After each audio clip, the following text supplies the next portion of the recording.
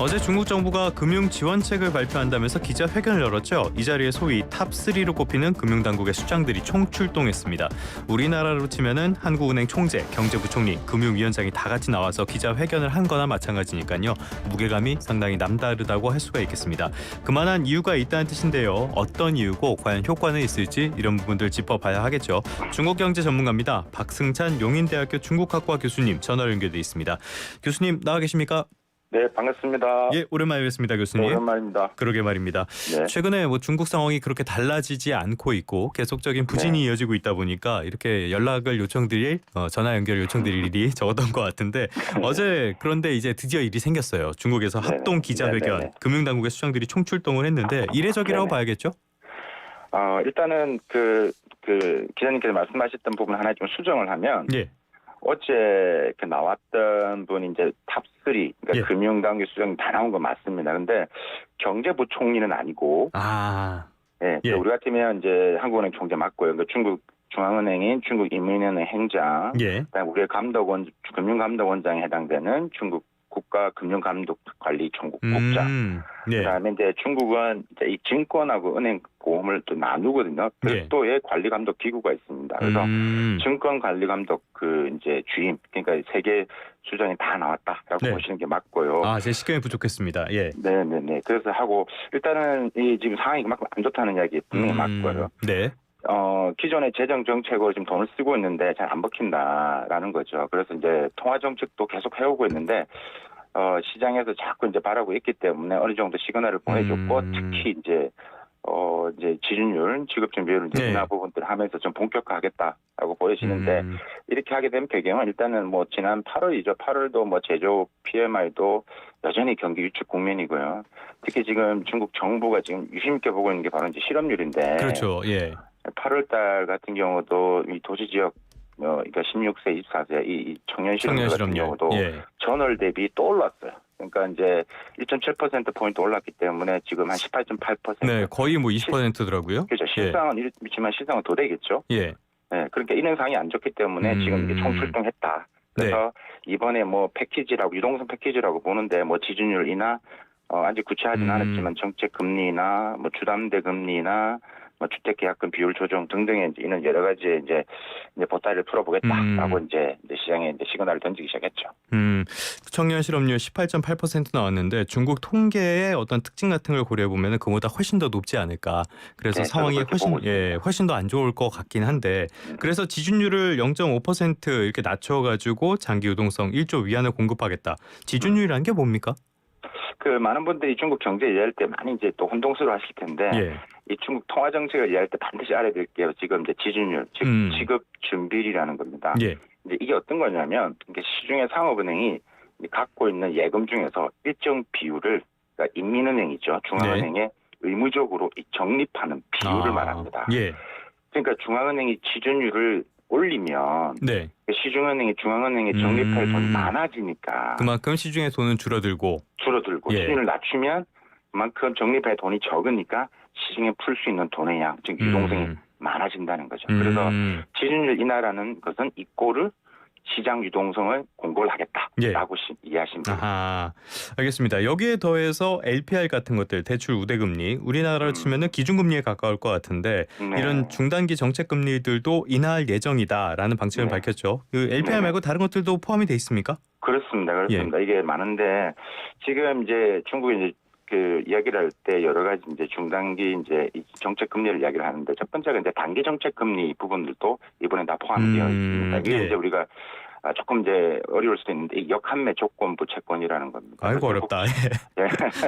그게 쉽게 말하면 이제 국채 회사채에 해당되는 건데 금융기관이나 기업이 이제 일정 기간 동안 자산을 좀 판매를 해요. 그리고 나서 일정 시점에서 다시 그 자산을 재매입할 때 하는 것을 조건으로 하는 거예요. 그러니까 이것도 결국은 뭐냐면 중앙은행이 유동성을 조정할 때 그러면 자금을 풀든가 좀 공급을 하든가 좀 흡수하든가 할 때 활용하는 방법이고 이게 이제 이것도 지금 낮춘다는 거고 지금 또 하나가 이제 그러니까 우리가 좀 중기 유동성 자금이라 할 수 있는 건데 유동성 공급 또 하나가 이제 MLF라는 게 있습니다. 이것도 똑같이 이제 뭐 어떻게 보면 유동성을 공급하는 겁니다. 그래서 이제 상업은행이 이제 인민은행에게 국채 그러니까 담보 제출을 하면 인민은행이 중앙은행이 은행에게 지급 준비를 대출해주는 방식. 그래서 이것도 유동성을 공급해. 네. 다 유동성을 공급해주는 네네네. 방식.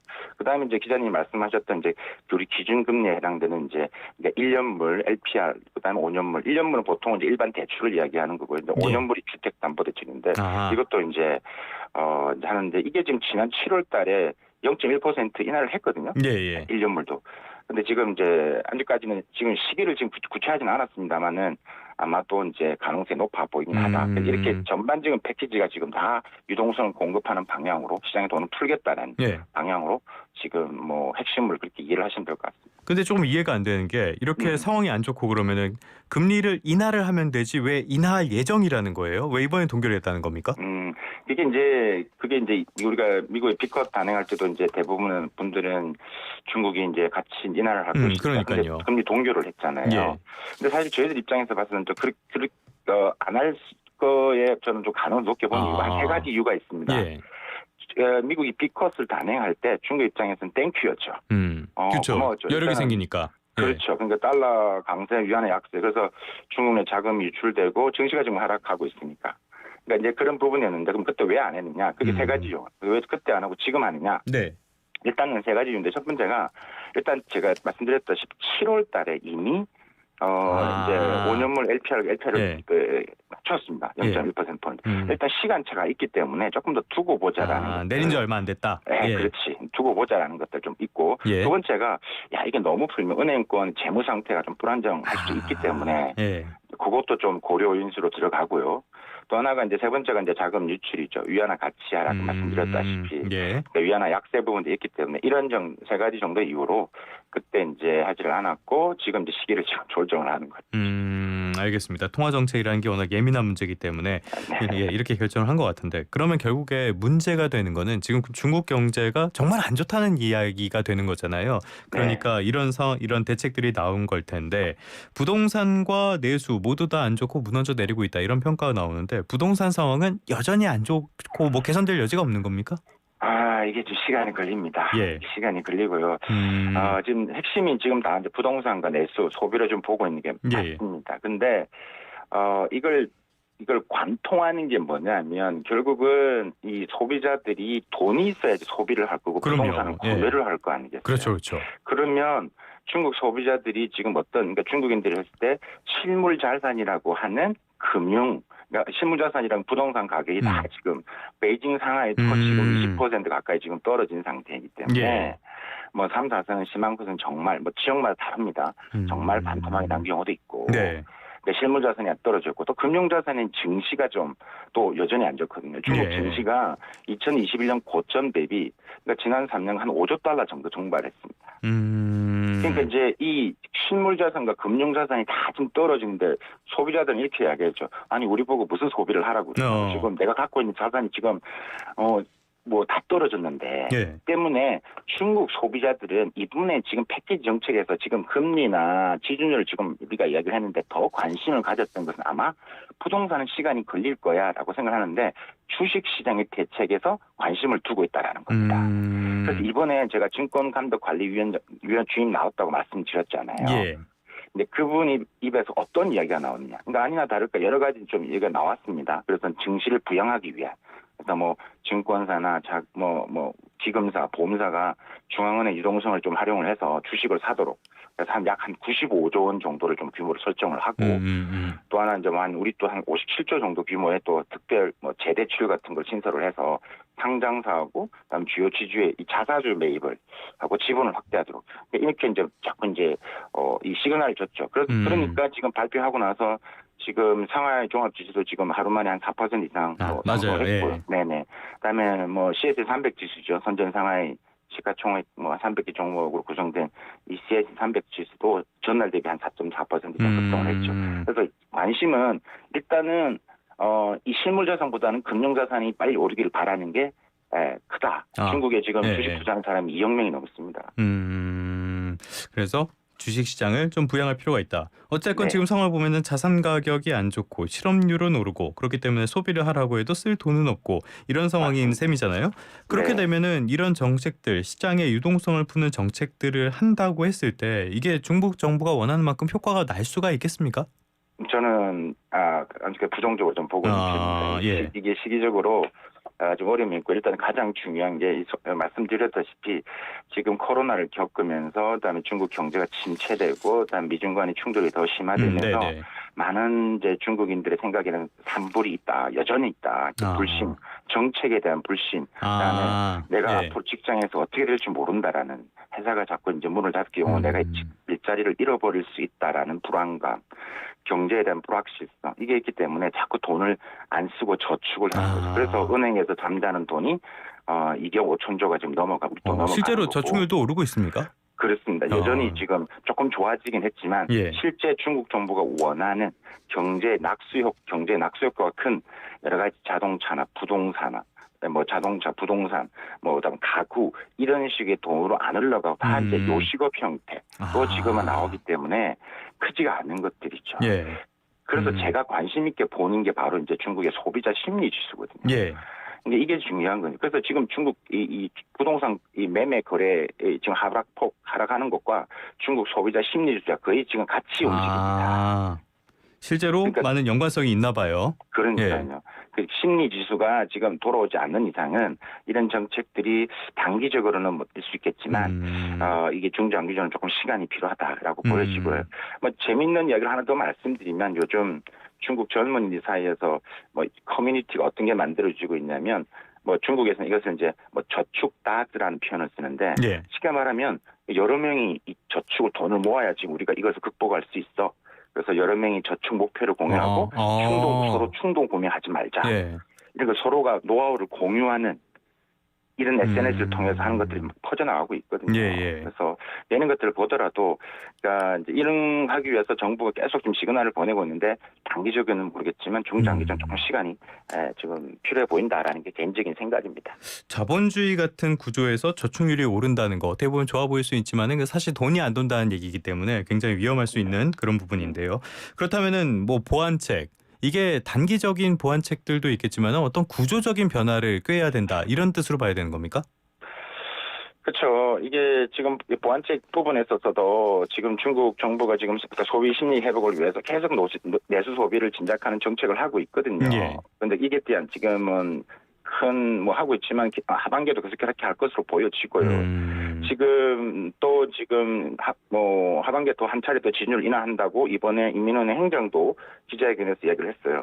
그래서 지금 중국 은행업이 평균 지준율 약 6.6% 정도 되니까 뭐 다른 주요국 중앙은행과 비교해도 어느 정도 여유가 있다. 그래서 더 인하할 수 있다. 이런 말을 좀 했단 말입니다. 그래서 이런 식으로 자꾸 하고 있는데 가장 근본적인 부분들에서는 결국은 이 그만큼 이 코로나의 3년이라는 게 좀 그만큼 더 시간이 지나야 될 것 같고요. 제가 볼 때는 어느 정도의 지금 미중 간의 이슈가 하루아침에 끝날 문제도 아니고 중국 경제 방향성 이 부분에서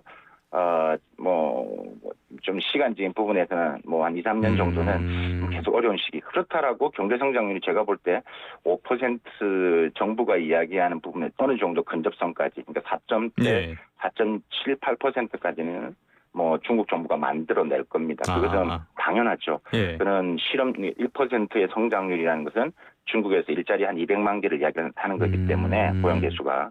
그래서 투자를 통해서 지금 소비와 수출이 안 된다면 결국은 투자를 통해서 또 만들어내는 방향으로 유턴할 가능성이 매우 높다. 뭐 정부 소비 같은 걸 잔뜩 늘려서 올리는 방안도 있고.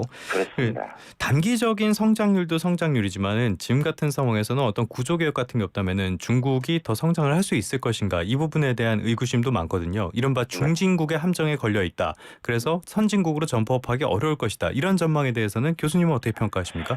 저는 그건 좀 반대 입장입니다. 중국이 구조개혁을 안 하는 게 아니고 경제 체질을 바꾸는 것은 이미 진화되고 있습니다.